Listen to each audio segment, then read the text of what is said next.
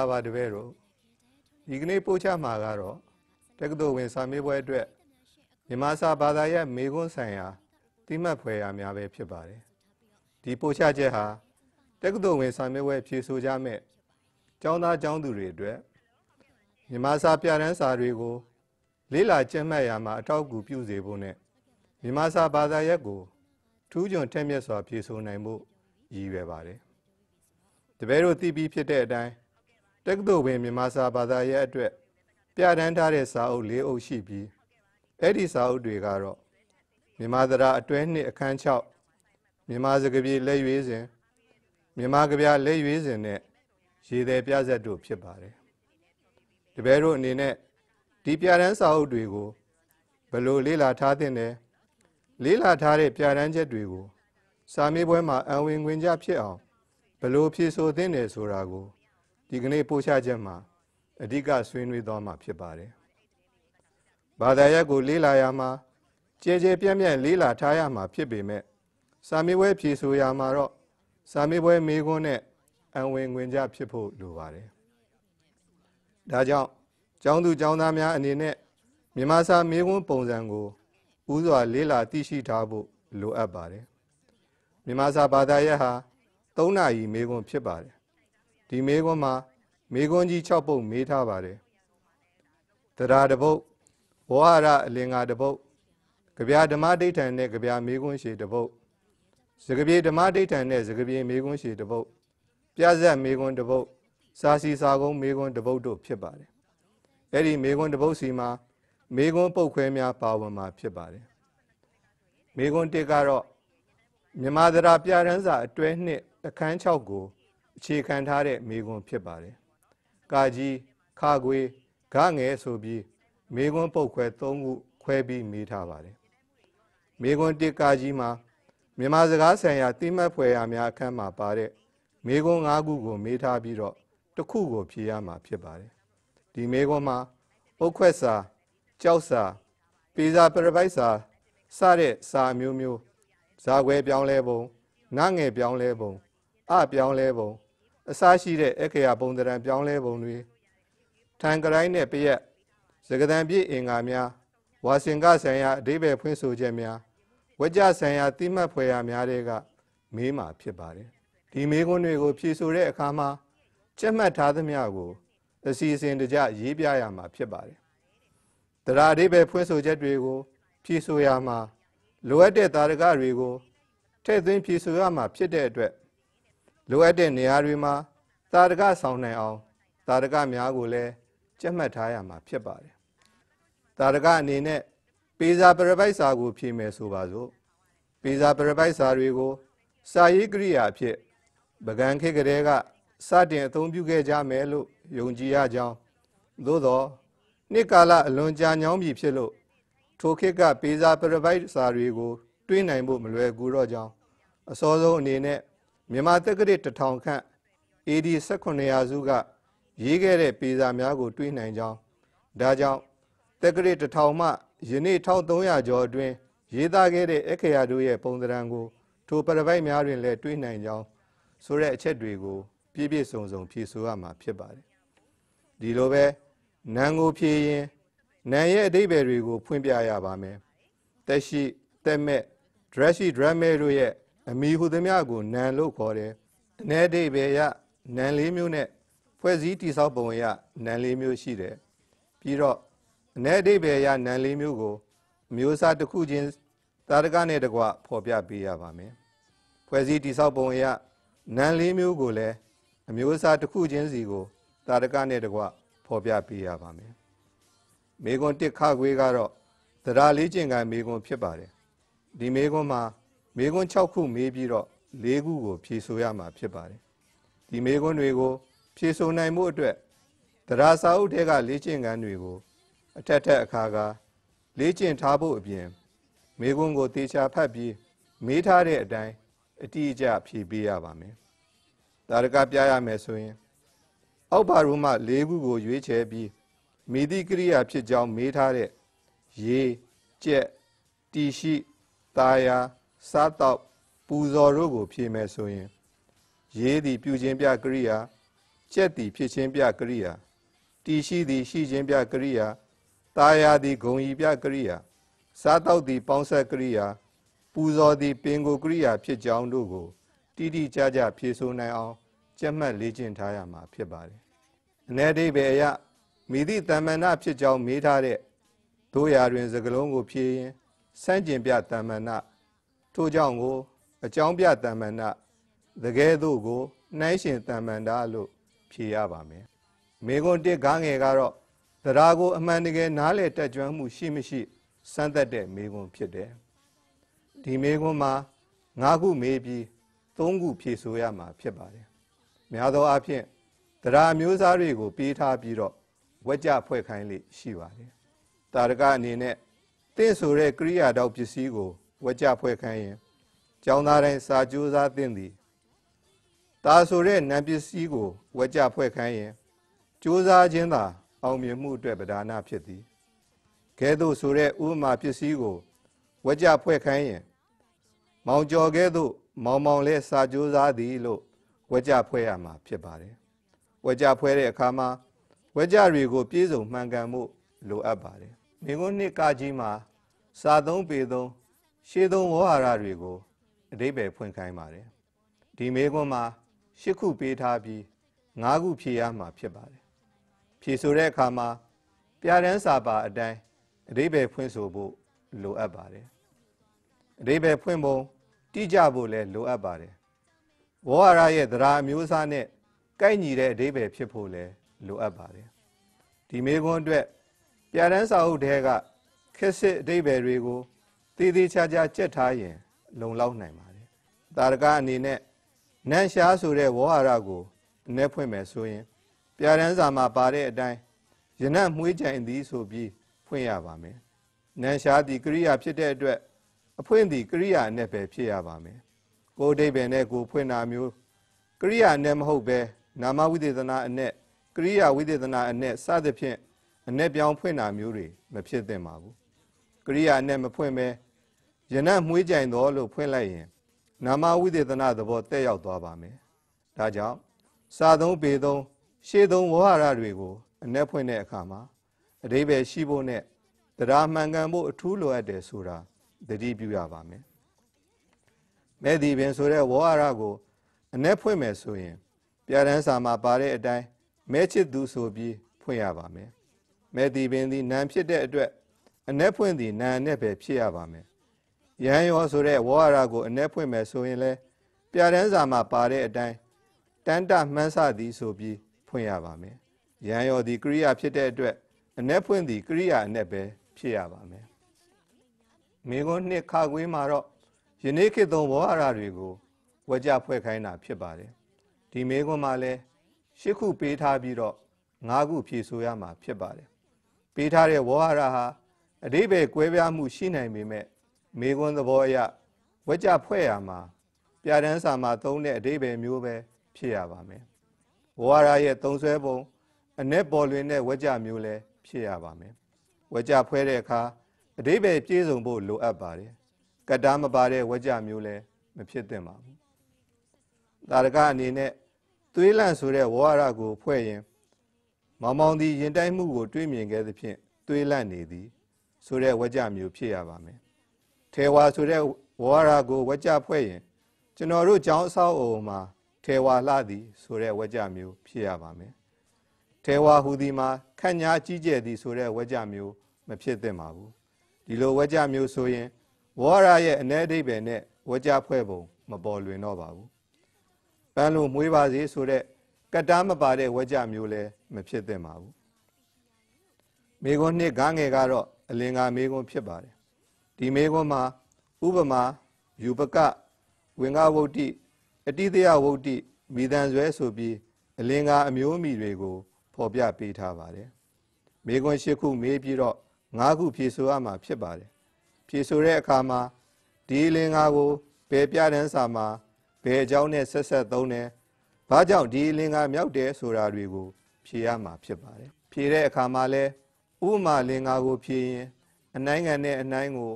ဘလို့ခိုင်းနိုင်ဖွဲ့ဆိုကြောင်းယူပကအလင်္ကာကိုဖြေရင်အနိုင်ငံနဲ့အနှိုင်းကို ဘယ်လိုထပ်တူပြုထားကြောင်းဝေငါဝုဒ္ဓအလင်္ကာကိုဖြေရင်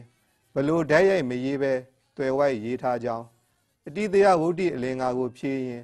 ဘယ်လိုအလွန်အကျူးရေးထားကြောင်း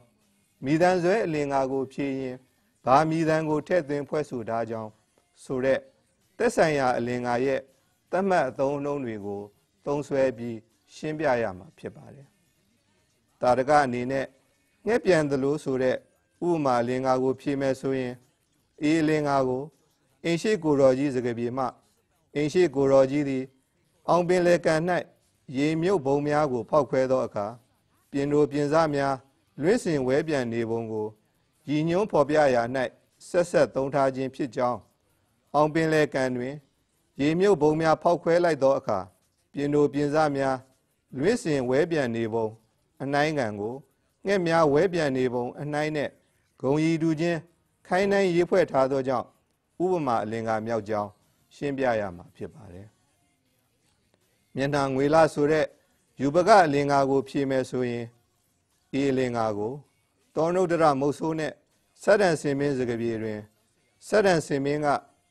မိမိအဆွဲကိုမုတ်ဆိုးထံအပ်ပြီးသူဘက်တာမိဖုရားဝမ်းမြောက်ပါလေတော့ဟုတောနုဒ္ဒရမုတ်ဆိုးမှတဆင့်မှာကြားပုံနဲ့ဆက်ဆက်၍သုံးနှုန်းထားခြင်းဖြစ်ပါသည်ကြည်လင်ရွှင်များ၍စိတ်နှလုံးကြည်နူးစေတတ်သည့်မျက်နှာအနှိုင်းကန်နှင့်ငွေလအနှိုင်းတို့ကို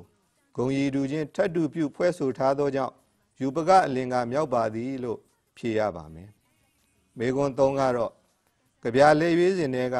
ကြပြဆိုင်ရာမေခွန်းများဖြစ်ပါတယ်။3ကကြီးမှာဓမ္မဒိဋ္ဌံမေခွန်းတွေမေးထားပါတယ်။ဓမ္မဒိဋ္ဌံမေခွန်းတွေအတွက်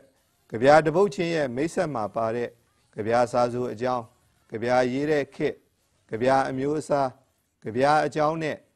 ကြပြသဘောကြပြမှာပါတဲ့အချက်အလက်နဲ့အ내အဓိပ္ပာယ်ကြပြနဲ့သက်ဆိုင်တဲ့ထူးခြားချက်တွေကိုလေ့လာကြက်မှတ်ထားဖို့လိုအပ်ပါတယ်ဆိုကြပါစို့ရွှေနှင့်ရိုးမပန်းစကားကြပြကိုငကံခေတ်တွင်ရေးခဲ့ကြောင်းဌာနီပြည်ကြီးကဝေဒနိကြပြအမျိုးအစားမှာညီးချင်းကြပြဖြစ်ကြောင်းဆိုတာတွေအပြင်ကြပြမိတ်ဆက်မှာပါတဲ့ကာချင်းတရားချင်း80ပေါ်အစရှိတဲ့ကြပြအမျိုးအမည်တွေရဲ့အ내အဓိပ္ပာယ်များကအစတိမှတ်ဖွယ်ရာတွေကိုမှတ်သားထားဖို့လိုအပ်ပါတယ်။မေခွန်း3ခခွေကတော့ရှင်းလင်းဆွေးနွေးရတဲ့မေခွန်းဖြစ်ပါတယ်။ကြပြတပုတ်ချင်းရဲ့ရည်ရွယ်ချက်အကြောင်းအရာအရေးအဖွဲနဲ့ရရှိတဲ့တုဒ္ဒရတ္တတွေကိုလေ့လာထားရပါမယ်။ကြပြစာသားအကိုးအကားတွေထည့်သွင်းနိုင်ဖို့လည်းလိုအပ်ပါတယ်။အရေးကြီးဆုံးအဓိကအချက်ကတော့ဖြေဆိုရာမှာမေခွန်းနဲ့ဘောင်ဝင်ဖို့ပဲဖြစ်ပါတယ်။ကြပြပါအကြောင်းအရာကိုဓာတ်ရိုက်မေးတာလားကြပြစာဆိုကဘလို့ဖွဲ့ဆိုထားတယ်ဆိုတာကိုမေးတာလားဒီကြပြနဲ့ပတ်သက်တဲ့မိမိအတွေ့အမြင်နဲ့ခံစားချက်ကိုမေးတာလားစသဖြင့်ကွဲကွဲပြားပြားသိဖို့လိုပါတယ်။တာရကအနေနဲ့တောင်သူကြီးကြပြမှပေးသောရတ္တနှင့်အသိအမြင်ကိုတင်ပြပါဆိုတဲ့မေခွန်းကိုဖြေမယ်ဆိုပါစို့ရတ္တကိုသာဖြေကြပြီးအသိအမြင်ကိုမဖြေလို့မရပါဘူးအသိအမြင်ဆိုတာကြပြနဲ့ပတ်သက်တဲ့ကြပြကပေးတဲ့အသိကိုဖော်ပြရမှာဖြစ်ပါတယ်တောင်သူကြီးဟာဘေးစဉ်ဘိုးဆက်ဘရင်အမှုတော်ထမ်းခဲ့ပုံရန်အပေါင်းဖြိုခွင်းနိုင်ပုံစတဲ့စွမ်းရည်တတ္တိတွေကိုသိရတဲ့အတွက်ဝီရရတ္တခံစားရပြီးကုန်းမောင်ခေတ်ကလေးကတိုင်းပြည်နဲ့ရှင်ဘရင်အပေါ်တစ္ဆာရှိတဲ့ရဲစွမ်းတတ္တိနဲ့ပြည့်စုံတဲ့သူရဲကောင်းတွေရှိနေကြောင်းသိမြင်ရပါတယ်ဆိုတာမျိုးတင်ပြနိုင်ရပါမယ်။တန်ရီပြည်မှုပြီးချိန်မှာပဲပြောင်းနှမ်းဝစိုက်ပျိုးပုံလူပြိုကြီးဘဝမွေးပျော်ပုံကျေနပ်ပုံစတာတွေကိုသိရတဲ့အတွက်တဏ္ဍရတ္တနဲ့မြန်မာလူမျိုးတွေဟာတောင်သူလယ်လုပ်ရိုးရာအသက်မွေးမှုတို့နဲ့လောက်ကင်ကြကြောင်းဆိုတဲ့အသိအမြင်များသိမြင်လာစေကြောင်းတင်ပြရန်ဖြစ်ပါတယ်။တောင်သူကြီးဟာချက်ပြုတ်ပြီးတဲ့အခါမှာအပြူငယ်များကိုရွှေနံကားအောင်စားပါလဲလို့ဖိတ်ခေါ်နေတဲ့အတွက်ပြုံးရွှင်ပွဲဟာဟတ္တရတ္တကိုခံစားရပြီးရိုးသားပွင့်လင်းတဲ့မြန်မာတို့ရဲ့စိတ်ဓာတ်နဲ့ဇယိုက်ဟာမျက်နှူးပွဲကောင်းတဲ့အသိအမြင်တွေရရှိကြောင်းတင်ပြရမှာဖြစ်ပါတယ်။ဒါကြောင့်ကြပြမေခွန်းကိုဖြေတဲ့အခါမှာမေခွန်းမှာပေးထားတဲ့တောင်သူကြီးကြပြမှရတ္တနဲ့အသိအမြင်ဆိုတဲ့နှစ်ပိုင်းကို နှစ်ပိုင်းစလုံးပါအောင်ပြည့်စုံစွာဖြည့်ဆိုတတ်ဖို့လိုအပ်ပါတယ်မိကွန်းလေးကတော့မြန်မာစကားပြေလက်ရွေးစင်တွေကမေးထားတာဖြစ်ပါတယ်မိကွန်းလေးမှာကာကြီးနဲ့ခခွေဆိုပြီးနှစ်ပိုင်းပါဝင်ပါတယ်မိကွန်းလေးကာကြီးကဓမ္မဒိဋ္ဌံမိကွန်းဖြစ်ပါတယ်ဒီနေရာမှာလဲစကားပြေတပုတ်ချင်းရဲ့မိတ်ဆက်မှာပါတဲ့စာရေးသူအကြောင်းစကားပြေအကြောင်းအဲ့ဒီစကားပြေရေးတဲ့ခေတ်ထုံနှုတ်တဲ့စကားပြေစာအုပ်အမီစတဲ့စကားပြေဆိုင်ရာအချက်အလက်တွေကိုလေ့လာကျင့်မှတ်ထားရပါမယ်တီတီကြကြဖြည့်ဆို့ဖို့လဲလိုအပ်ပါတယ်ကြပြမိကွန်း၃ကကြီးနဲ့သဘောအားဖြင့်တူပါတယ်မိကွန်း၄ခခွေကတော့ရှင်းလင်းဆွေးနွေးရတဲ့စကားပြေမိကွန်းဖြစ်ပါတယ်စကားပြေတပုတ်ချင်းရဲ့ရည်ရွယ်ချက်အကြောင်းအရာအရေးအသားနဲ့သုတရတ္တသင်ခန်းစာတွေကိုလေ့လာရမှာဖြစ်ပါတယ်ဒီမိကွန်းမှာလဲကြပြမိကွန်းနှုံးကလိုပဲမိကွန်းရဲ့ဥတီချက်ကိုကွဲကွဲပြားပြားသိဖို့လိုပါတယ်မေးထားတဲ့မိကွန်းဟာအကြောင်းအရာကိုဥတီမေးတာလားအရေးအဖွဲ့ကိုဥတီမေးတာလားအဲ့ဓာတွေကိုကွဲကွဲပြားပြားနားလည်ဖို့လိုအပ်ပါတယ်မိမိလေ့လာကျက်မှတ်ထားသမျှကိုမိကွန်းနဲ့အံဝင်ငွင်ကြဖြစ်အောင်ဖြေဆိုနိုင်ဖို့အထူးအရေးကြီးပါတယ်တာရကအနေနဲ့မိကွန်းလေးခခွေမိကွန်းဖြစ်တဲ့မိခင်သောကစကားပြေမှဥမာလင်္ကာအဖွဲ့များအကြောင်းမိကွန်းကိုတင်ပြလိုပါတယ်ဒီမိကွန်းကိုဖြေတဲ့အခါမှာဒီစကားပြေမှာဥမာလင်္ကာ10ခုရှိပြီးဒီဥမာလင်္ကာအဖွဲ့ကောင်းများကြောင့်မိခင်တူရဲ့သောကပေါ်လွင်စေကြောင်းဥမာလင်္ကာတစ်ခုစီကိုမိခင်တူရဲ့ခံစားချက်နဲ့ရှင်တွဲပြီးဝေဖန်သုံးသပ်ပြရန်ဖြစ်ပါတယ်သားသမီးတွေနဲ့အတူနေခဲ့ရတဲ့ယခင်အခြေအနေနဲ့သားသမီးတွေကိုမတွေ့ရတော့တဲ့ယခုအခြေအနေတို့ကိုနှိုင်းယှဉ်ပြီးပုံပန်းတရံအမူအရာပြဥမာလင်္ကာအဖွဲ့ကောင်းတွေစိတ်ခံစားမှုအခြေအနေပြဥမာလင်္ကာအဖွဲ့ကောင်းများတွေရဲ့အစွမ်းအာနိသင်တို့ကြောင့်မိခင်သောကခံစားမှုအရှိန်တိုးမြင့်လာပုံသားပြောင်မိခင်တူရဲ့ဝေဒနာတိုး၍ဆိုး၍ခံစားလာရပုံတွေကိုမိခင်တူရဲ့ကိုနှုတ်အမူအရာကတဆင့်စာဖတ်သူတို့စီကိုကူးဆက်လာရပုံစိတ်မျက်စိ၌ထင်မြင်လာပုံနှုတ်မှတွတ်မြည်တမ်းနေပုံကိုစိတ်နာတဲ့ကြားယောင်လာအောင်သရုပ်ဖော်တင်ပြရမှာဖြစ်ပါတယ်မေကွန်း9ကတော့ရေသည်ပြဆက်မေကွန်းဖြစ်ပါတယ်မေကွန်း9မှာကာကြီးနဲ့ခခွေဆိုပြီးနှစ်ပုတ်မေးပါတယ်မေကွန်း9ကာကြီးမှာစကားဆက်မေးပါတယ်စကားဆက်ကိုဖြေတဲ့အခါမှာတော့ပေးထားတဲ့စာပိုက်ဟာဘယ်အခန်းကစကားဖြစ်တယ်ဘသူကဘသူကိုဘယ်ချိန်ဘယ်နေရာမှာဘာအကြောင်းနဲ့ဆက်ပြီးဘယ်လိုပြောတယ်ဆိုတာတွေကိုမှန်မှန်ကန်ကန်ပြည့်ပြည့်စုံစုံရေးနိုင်ရပါမယ်ဒီမေကွန်းကိုဖြေနိုင်ဖို့အတွက်ပြဆက်ကိုကြည်ညက်နေအောင်လေ့လာထားရပါမယ်စကားဆက်ကိုဖြေတဲ့နေရာမှာသိထားရမယ့်အချက်တွေရှိပါတယ်အဲ့ဓာတွေကတော့မိသည့်အခန်းကဆိုတာကိုဖော်ပြတဲ့အခါမှာအခန်း1အခန်း2စသဖြင့်ဖော်ပြနိုင်ပါတယ်ဒါမှမဟုတ်ရေသည်ယောက်ျားစကားဆိုကံရေသည်မိန်းမစကားဆိုကံရေသည်ယောက်ျားရေရောင်းထွက်သောအခန်း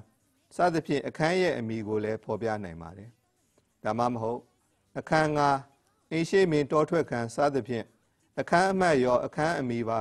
နှမျိုးလုံးတွဲပြီးလဲဖော်ပြနိုင်ပါတယ်စကားဆက်မှာနောက်ထပ်သတိပြုရမယ့်အချက်တွေကတော့တကိုယ်တည်းပြောစကားတွေကိုဖြေဆိုတဲ့အခါမှာဘသူကဘသူကိုဆိုတာကိုရှာဖွေနေစရာပြောနေစရာမလိုပါဘူးမိမိတကိုယ်တည်းပြောသောစကားဖြစ်သည်လို့ဖြေရင်လုံလောက်ပါတယ်အချိန်ကိုလည်းနည်းနည်းအချိန်မွန်းတဲ့ချိန်စသဖြင့်ဖော်ပြနိုင်သလိုရေသည်မိန်းမရေရောင်းထွက်ချိန်ရေသည်ယောက်ျားရေရောင်းထွက်ချိန်စသဖြင့်ဖော်ပြနိုင်ပါတယ်ရေသည်ယောက်ျားနေပူရဲပြေးလွှားနေတာကိုဥဒိယမင်းကြီးရွှေမှန်ပြောင်းနဲ့ကြီးတဲ့အချိန်ဟာမွန်းတဲ့ချိန်ဖြစ်တယ်မွန်းတဲ့ချိန်ကလွဲပြီးကြံအချိန်များကိုအတိအကျဖော်ပြမထားတဲ့အတွက်ဖြစ်ရက်ကိုအချိန်လောက်ပြောရမှာဖြစ်ပါတယ်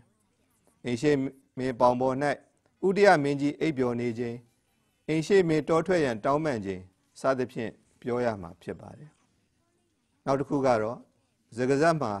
ဖြေရမယ့်ဆိုလိုရင်းအဓိပ္ပာယ်ကိစ္စဖြစ်ပါတယ်ပေးထားတဲ့စာပိုက်ရဲ့အဓိပ္ပာယ်ကိုဖြေတဲ့အခါမှာသတိပြုရမယ့်အချက်တွေကတော့မူရင်းစာပိုက်အတိုင်းပြန်မရေးရပါဘူးမပါတဲ့စကားကိုဆက်ပြီးထည့်ရေးတာမျိုးမဖြစ်သင့်ပါဘူး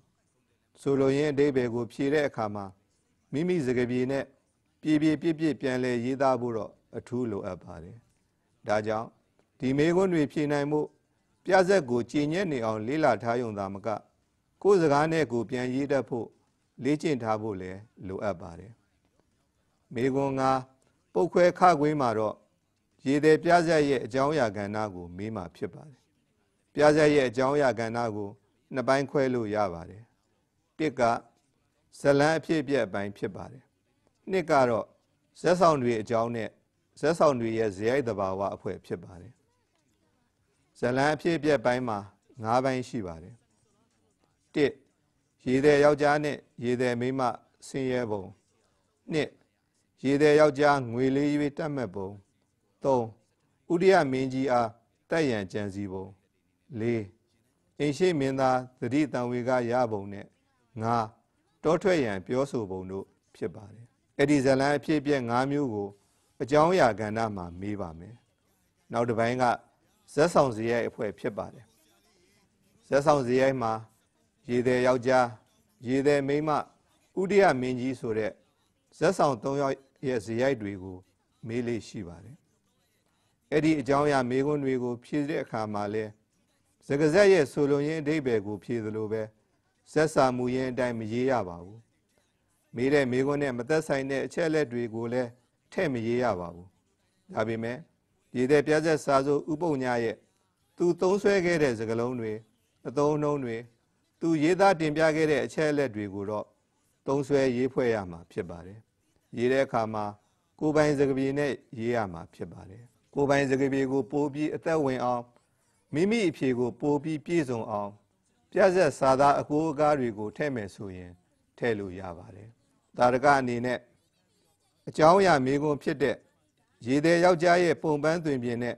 ဘဝတရုပ်ကိုဖြည့်ဆို့မယ်ဆိုပါစို့။ရေသည်ယောက်ျားရဲ့ရုပ်အသွင်အပြင်ဝတ်စားဆင်ရင်ပုံနဲ့ဘဝအခြေအနေတို့ကိုပါအောင်ဖြည့်ဆို့ရပါမယ်။သေးငယ်လွန်းလှတဲ့ရောင်စတုံးမွဲချောက်ဆုပ်ချနေတဲ့သပင်စတဲ့ရုပ်သွင်စုပ်ဖွာညံပြင်းလှတဲ့ခါဝတ်ပစိုးကိုဝတ်ဆင်ထားပုံထမင်းနဲ့ချင်မောင်ဟင်းကိုသာစားရတဲ့ဘဝချိုးချိုးချမ်းချမ်းနဲ့ငွေလေး၍စုဆောင်းထားနိုင်ပုံစတဲ့ရေသည်ယောက်ျားရဲ့ဘဝအခြေအနေတွေကိုပြဆက်ပါဇလန်းနဲ့ဆက်ဆက်ပြီးဖြည့်ပေးရမှာဖြစ်ပါတယ်။မေခွန်း6ကတော့စာစီစာကုန်းမေခွန်းဖြစ်ပါတယ်။စာစီစာကုန်းဟာမြန်မာစာမေခွန်းမှာအမှတ်အများဆုံးပေးထားတဲ့မေခွန်းတစ်ပုဒ်ဖြစ်ပါတယ်။အမှတ်20ပေးတဲ့မေခွန်းဖြစ်ပါတယ်။ခေါင်းစဉ်3ခုပေးထားပြီးအဲ့ဒီခေါင်းစဉ်3ခုတည်းကနှစ်သက်ရာတစ်ခုကိုဖြည့်ဆို့ရမှာဖြစ်ပါတယ်။ခေါင်းစဉ်3ခုလုံးမှာလည်းပုံချမ်းအချက်လက်တွေကိုပေးထားမှာဖြစ်ပါတယ်။စာစီစာကုန်းရေးတဲ့အခါမှာပုံချမ်းအချက်လက်တွေကိုအခြေခံပြီးရေးရမှာဖြစ်ပါတယ်။စာစီစာကုန်းဟာတပုတ်လုံးအစအဆုံးအလွတ်ကျက်မှတ်ထားရမယ့်စာမျိုးမဟုတ်ပဲကျက်တဲ့အချက်လက်တွေကိုကျက်မှတ်တဲ့အချက်လက်တွေကိုမှတ်ပြီးမြန်မာစာအရေးသားဆိုင်ရာနီးနာများနဲ့အကြိမ်ကြိမ်အထက်ထက်လေ့ကျင့်စည်းပူးထားရမယ့်ကျင့်စာဖြစ်တယ်ဆိုတာနားလည်ထားရမယ်။စာစီစာကုန်းဆိုတာစာကိုပြည့်စီကုန်းရေးသားရတဲ့စကားပြေအဖွဲ့ပုံစံတစ်မျိုးဖြစ်တယ်။စကားပြေအရေးသားမှာစာဟန်နဲ့ပြောဟန်ဆိုပြီးဟန်2မျိုးရှိတဲ့အနက်စာစီစာကုန်းရေးသားရင်တော့စာဟန်ကိုပဲအသုံးပြုရပါမယ်။စာစီစာကုန်းအမျိုးအစားကိုအဖွဲ့ပုံသဏ္ဍာန်အရသရုပ်ဖော်အဖွဲ့ဖြစ်စဉ်ပြအဖွဲ့ဖွင့်ဆိုရှင်းပြအဖွဲ့ကျိုးကြောင်းပြအဖွဲ့ဆိုပြီး၄မျိုးခွဲလေးရှိတယ်။သရုပ်ဖော်အဖွဲ့ဟာတက်ရှိတက်မဲ့တွေရဲ့ပုံပန်းသွင်ပြင်တွေအတန်တွေစတာကိုမြင်အောင်ကြားအောင်လာအောင်ရေးဖွဲ့ထားတဲ့အရေးအဖွဲ့မျိုးဖြစ်တယ်။ကျောင်းသူကျောင်းသားတွေကိုသရုပ်ဖော်စာစီစာကုန်းရေးသားစေရမှာများသောအားဖြင့်မြင်ကွင်းနဲ့ရှုခင်းတို့ကိုရေးသားစေဖို့ခေါင်းစဉ်ပေးလေးရှိပါတယ်။အတက်ဖွယ်ရာမြင်ကွင်းတစ်ခုကျောင်းသွားကျောင်းပြန်မြင်ကွင်းများဈေးမြင်ကွင်းစတဲ့ခေါင်းစဉ်တွေဟာမြင်ကွင်းကိုသရုပ်ဖော်ရေးသားရမယ့်ခေါင်းစဉ်တွေဖြစ်ပါတယ်။သဘာဝရှုခင်းအလှရှုခင်းသားရပြည်မြမာစတဲ့ခေါင်းစဉ်တွေကတော့နှစ်သက်ဖွယ်ရှုခင်းများကိုရေးသားရမယ့်ခေါင်းစဉ်တွေဖြစ်တယ်။ဖြစ်စဉ်ပြအဖွဲ့ကတော့အချိန်ကာလရွေ့လျားတဲ့အစဉ်အတိုင်းအဖြစ်အပျက်တွေကိုစီကာစင်ကာရေးဖွဲ့တဲ့အရေးဖွဲ့မျိုးဖြစ်တယ်။ဖြစ်စဉ်ပြအဖွဲ့ဟာသရုပ်ဖော်အဖွဲ့နဲ့ တွဲဖက်လေရှိပါတယ်လေးလာရေးခရီးတစ်ခေါက်ဝိုးရွာသောနေ့တစ်နေ့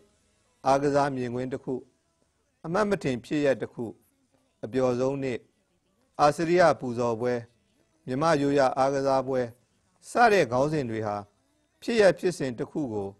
ရွေ့လျားတဲ့အစဉ်အတိုင်းရေးသားရမှာဖြစ်ပြီးထိုဖြစ်စဉ်ကိုပေါ်လွင်အောင်တရုပ်ဖော်ရေးသားရမယ်စာစီစာကုန်းမျိုးဖြစ်တယ်ဖွင့်ဆိုရှင်းပြအဖွဲ့ဟာအကြောင်းအရာတစ်ခုခုကိုနားလေသဘောပေါက်အောင်ရှင်းလင်းဖွင့်ဆိုပြတဲ့အရေးအဖွဲ့မျိုးဖြစ်တယ်အချိန်ဤတန်မိုးရိုးရိုးချင်းမြင့်မြင့်ကြံမိဘကျေးဇူးဆရာကျေးဇူးမြမရိုးရာဝတ်စားဆင်ရင်မှုစီကံလိုက်နာဘေးကင်းกว่าစာအုပ်စာပေလူမိတ်ဆွေတစ္ဆာတရားရိုင်းပင်ကူညီစိတ်ရင်ကျေးသိမ်မွေ့မြမတလေလူငယ်နှစ်စာကြည့်တဲ့စတဲ့ခေါင်းစဉ်တွေဟာအကြောင်းအရာတစ်ခုခုကိုနားလည်သဘောပေါက်အောင်ဖွင့်ဆိုရှင်းလင်းရေးသားရတဲ့စာစီစာကုန်းခေါင်းစဉ်မျိုးဖြစ်တယ်ဖွင့်ဆိုရှင်းပြအဖွဲ့ဟာကျိုးကြောင်းပြအဖွဲ့နဲ့ဆက်ဆက်လျက်ရှိပါတယ်အကြောင်းအရာတစ်ခုခုကိုနားလည်သဘောပေါက်အောင်ရှင်းလင်းဖွင့်ဆိုပြီးထိုအကြောင်းအရာနဲ့ပတ်သက်တဲ့သုံးသပ်ချက်ယူဆချက်တွေဟာကျိုးကြောင်းပြသဘောသက်ဝင်နေပါတယ်ကျိုးကြောင်းပြအဖွဲ့ကတော့သဘောတစ်ခုခုအယူအဆတစ်ခုခုကိုယုံကြည်လက်ခံအောင်အကျိုးအကြောင်းဆက်ဆက်ဖွဲ့ပြတဲ့အဖွဲ့မျိုးဖြစ်ပါတယ်ဝန်ကျင်အလှထိမ့်သိမ်းကြစိုက်ပျိုးစွမ်းအားပြည်ထွန်းကားကျမ်းမာခြင်းသည်လက်တပါဇွဲကိုရင်းလင်းအောင်ပွဲစဉ်ညီညွတ်ခြင်းသည်အင်အားကျမ်းမာရေးအသည့်အစဉ်ရှိစာဖတ်ခြင်းအကျိုးကျေးဇူးသတင်းစာဖတ်ခြင်းအကျိုးမေးမရသောတငယ်ချင်းတဦးအနှစ်သက်ဆုံးစာအုပ်တအုပ်အနှစ်သက်ဆုံးဂျာနယ်စတဲ့ခေါင်းစဉ်တွေဟာဆိုလိုချက်တရက်ကိုစာဖတ်သူလက်ခံယုံကြည်လာအောင်အကျိုးသင့်အကြောင်းသင့်ဆက်ဆက်ရေးသားရတဲ့ခေါင်းစဉ်မျိုးဖြစ်တယ်ပေါ်ပြခဲ့တဲ့စာတီစာကုန်းအမျိုးအစား၄မျိုးမှာဘယ်ခေါင်းစဉ်ဟာမိမိနဲ့တင့်တော်မယ်ဆိုတာကိုချိန်ဆပြီးကိုရေးမဲ့စိတ်ကြိုက်ခေါင်းစဉ်ကိုမှန်ကန်စွာရွေးချယ်ရမှာဖြစ်ပါတယ်စာမေးပွဲမေးခွန်းမှာပေးထားတဲ့ခေါင်းစဉ်များဟာကျောင်းသူကျောင်းသားတွေစိတ်ကြိုက်ရွေးချယ်နိုင်မှုအတွက်စာစီစာကုန်းအမျိုးအစားတွေကိုမျှတစွာပေးထားလိရှိပါတယ်စာစီစာကုန်းမေးခွန်းမှာခေါင်းစဉ်နဲ့အတူရေးသားရမယ့်အကြောင်းအရာအတွက်ပုံကျမ်းများကိုလည်းပေးထားပါတယ်ပုံကျမ်းများဟာခေါင်းစဉ်နဲ့အဝင်ခွင်ကြရေးသားနိုင်စေဖို့အတွက်အထောက်အကူပြုချက်တွေသာဖြစ်ပါတယ်ပုံကျမ်းပါအချက်တွေဟာရေဘူးရအချက်တွေသာဖြစ်တဲ့အတွက်မိမိအတွေ့အကြုံဘုဟုတုတကျွယ်ဝရင်ကျွယ်ဝသလောက်အလေးအကျင့်ကောင်းရင်ကောင်းသလောက်ထိရောက်စွာအသုံးပြုနိုင်မဲ့အချက်များသာဖြစ်ပါတယ်အထူးသတိပြုရမယ့်အချက်ကတော့ပုံကျမ်းပါအချက်တွေကိုသတိမမူပဲကိုအလွတ်ကျက်ထားတာတွေကိုပဲပြန်ရေးချမယ်ဆိုရင်တော့မိခွန်းနဲ့အဝင်ခွင်ကြမဖြစ်နိုင်တော့တဲ့အတွက်ရမှတ်တွေဆုံးရှုံးရမှာဖြစ်ပါတယ်စာစီစာကုန်းဖြည့်ဆိုရမှာဏိဒန်းစာကိုဏိကုံပြည့်စုံဖို့လိုအပ်ပါတယ်စာစီစာကုန်းဟာမိခွန်းရဲ့နောက်ဆုံးအပုပ်ဖြစ်တဲ့အတွက်ကျောင်းသူကျောင်းသားအများစုဟာစာစီစာကုန်းကိုနောက်ဆုံးမှရေးသားဖြည့်ဆိုလေးရှိကြပါတယ်ဒီလိုဖြည့်ဆိုရမှာစာစီစာကုန်းကိုစာမျက်နှာများစွာရေးသားခဲ့ပေမဲ့ညီကုန်းမချုပ်ခင်စာမေးပွဲအချိန်စေ့သွားတဲ့အတွက်အဆုံးမတတ်နိုင်ခြင်းမျိုးဖြစ်တတ်ပါတယ်ဒီအခါမှာမိမိစာစီစာကုန်းဟာရှေ့ပိုင်းမှာဘလောက်ကောင်းမွန်အောင်ရေးထားညီကုန်းမပါတဲ့ညီကုန်းမချုပ်နိုင်တဲ့စာစီစာကုန်းအင်္ဂါရက်နဲ့မပြည့်စုံတဲ့စာစီစာကုန်းဖြစ်သွားပြီးရမှတ်များစွာဆုံးရှုံးသွားမှာဖြစ်ပါတယ်စာစီစာကုန်းဟာကျောင်းသူကျောင်းသားတယောက်ရဲ့ဂုဏ်ထူးနဲ့ထိုက်တန်မတန်ဆိုတာကိုအဆုံးဖြတ်ပေးနိုင်တဲ့မှတ်ကြောက်တစ်ခုဖြစ်တဲ့အတွက်အထူးအလေးထားရေးသားရမယ့်စာတစ်ပုဒ်ဖြစ်ပါတယ်ခြုံပြီးပြောရရင်မြန်မာစာဘာသာရဲ့မေးခွန်းကိုကောင်းစွာဖြေဆိုနိုင်ပြီးဂုဏ်ထူးမှတ်ရဖို့အတွက်ကျက်မှတ်နိုင်မှုအပြင်စလုံးပေါင်းတပ်ပုံမှန်ကန်မှုတချောင်းပုတ်ပုံမှစတဲ့သင်္ကေတတွေကိုတိကျမှန်ကန်စွာအသုံးပြုတတ်မှုစီလျော်သောစကားအသုံးနှုန်းရွေးချယ်တတ်မှုပုတ်ထားသောမှန်ကန်မှုဝကြဖွဲ့ထုံးမှန်ကန်မှုဝကြတစ်ခုနဲ့တစ်ခုပြေပြည့်ညီညွတ်စွာချိတ်ဆက်နိုင်မှုစာပိုက်ဖွဲ့ပုံကောင်းမွန်မှုစာပိုက်တစ်ပိုက်နဲ့တစ်ပိုက်ပြေပြည့်ညီညွတ်စွာချိတ်ဆက်နိုင်မှု စာတပုတ်လုံးသည်ဆိုလိုချက်ကိုရှင်းလင်းစွာပေါ်လွင်စေမှုစတာတွေနဲ့ပြည့်စုံဖို့လိုအပ်ပါတယ်စာမေးပွဲမှာဂုဏ်ထူးမှတ်နဲ့ထိုက်တန်တဲ့မြန်မာစာအဖြေလွှာတစ်ခုဖြစ်ဖို့ဆိုရင်အချင်းရောအစင်းမှာကောင်းမွန်ဖို့လိုအပ်ပါတယ်အချင်းဆိုတာကတော့စာဖြေသူရဲ့အထက်မှာဖော်ပြခဲ့တဲ့ဘာသာရပ်ဆိုင်ရာအရေးအချင်းအရေးအသွေးဖြစ်ပါတယ်အစင်းဆိုတာကတော့အမြင်လှပမှုဖြစ်ပါတယ်အမြင်လှပမှုဆိုရမှာလက်ရည်လက်သားလှပမှုလက်ရည်မလှလင်လဲတက်ရက်တန်ရှင်းမှုဖြည့်ရချစ်ရကင်းစင်မှုစာပိုက်ခွဲပုံညီညွတ်မှုတည်သက်စွာမြင်သားမှုစသည်တို့ဖြစ်ပါတယ်အချင်းဘလောက်ရှိရှိအစင်းမလှရင်အချင်းကိုမမြင်မဲလဲဖြစ်တတ်ပါတယ်ဒါကြောင့်မြန်မာစာထူးချွန်သူများဖြစ်စေဖို့အချင်းရောအစင်းမှာကောင်းမွန်အောင်ကြိုးစားပြီးအသေးအမွှားကအစအလေးထားကြဖို့တိုက်တွန်းလိုပါတယ်အခုဆွေးနွေးခဲ့တဲ့အချက်တွေဟာမြန်မာစာဘာသာရပ်ကိုကျက်မှတ်လေးလာဖြေဆိုရမှာကောင်းစွာအထောက်အကူပြုလိမ့်မယ်လို့ယုံကြည်မိပါတယ်တက္ကသိုလ်ဝန်ထမ်းစာမေးပွဲကိုဖြေဆိုကြမယ်ကျောင်းသူကျောင်းသားတွေအားလုံးကိုယ်စိတ်နှဖျားကျန်းမာချမ်းသာစွာနဲ့စာမေးပွဲကြီးကိုကောင်းမွန်စွာဖြေဆိုနိုင်ကြပါစေလို့ဆန္ဒပြုရင်းပို့ချချက်ကိုညီကုန်းချုပ်လိုက်ပါတယ်